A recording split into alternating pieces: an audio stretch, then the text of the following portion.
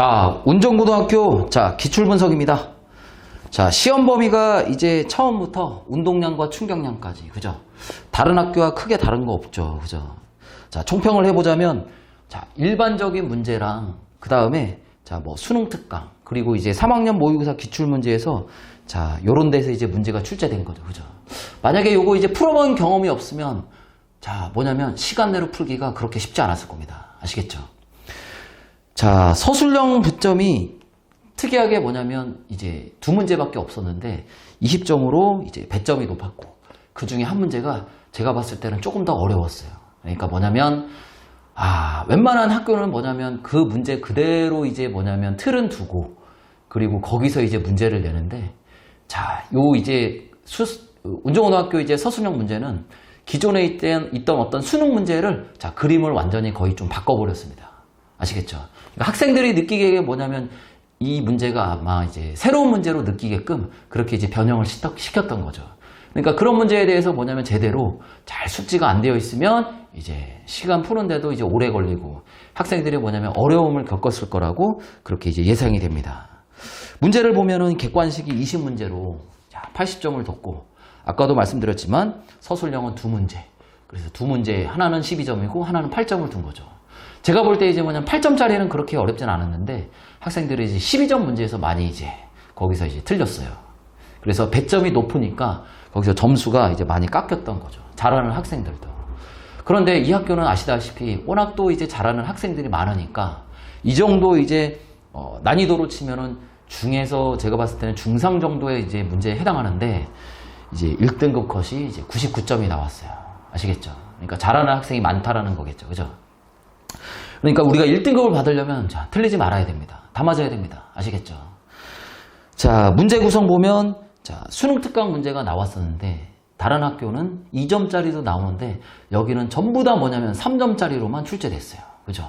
자, 그리고 3학년 기출문제 같은 경우는 최근 연도 그러니까 22년부터 자, 20년도, 2020년도 때부터 2022년도까지 작년 문제까지 이제 출제가 됐던 거죠.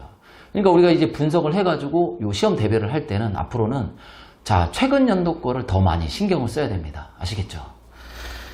자, 그래서 출제 방법을 보니까 자, 다른 학교와 뭐 크게 다르진 않지만 좀 더 신경을 더 써. 아시겠죠? 그러니까 학생들이 보기에 이거 새로운 문제 같다라는 느낌이 들게끔 그림을 완전히 바꿔버린다든가 아니면 보기도 없던 보기를 새롭게 추가시켜가지고 보기를 이제 새롭게 이제 만든다거나 그러니까 많이 우리가 이제 반복해서 풀지 않으면은 이게 새로운 문제구나 라고 그렇게 인식이 들겠죠. 그죠?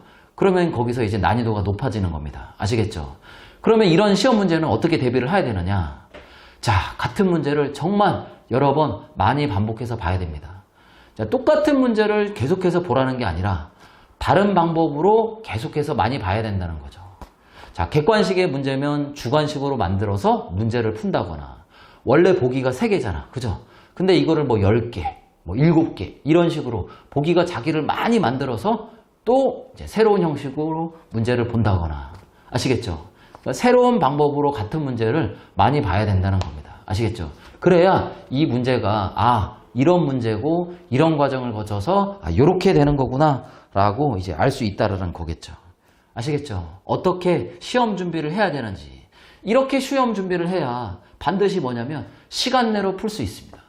만약에 이런 과정이 없으면 자기가 시간이 모자랄 수밖에 없어. 아시겠죠? 그리고 반드시 뭐냐면 학교별 기출 문제를 풀어봐야 되는데 그거를 시간 내로 푸는 연습을 하셔야 돼. 시간 내로 푸는 건 기본이고 더 빨리 풀어야 되겠죠. 그죠? 더 빨리 푼 다음에 뭐를 해봐야 되느냐? 반드시 검토를 해봐야 됩니다. 아시겠죠? 100점 맞아야 1등급이야. 그죠? 100점 맞아야 1등급이니까 반드시 검토를 해가지고 틀린 문항을 찾아내야 된다는 거죠. 평소에 기출문제를 풀어서 보면은 자기가 다섯 학교의 문제를 풀었는데 한 번에 다 100점을 5개 학교를 다 맞는다. 그러면 그런 학생들은 뭐냐면 검토를 할 필요가 없어. 그런 학생들은 몸에 이미 배어있기 때문에. 근데 웬만한 학생이 아니고서는 한 번 풀어서 처음에 100점이 잘 안 나온단 말이에요. 그죠? 평균적으로 예를 들어서 3개가 틀렸으면 시험장에 가서도 반드시 걔는 3개가 틀립니다.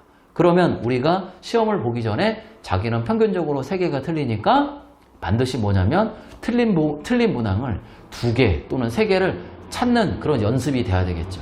아시겠죠? 시험 대비를 어떻게 해야 되는지. 자, 운전고 기출 분석을 마치도록 하겠습니다.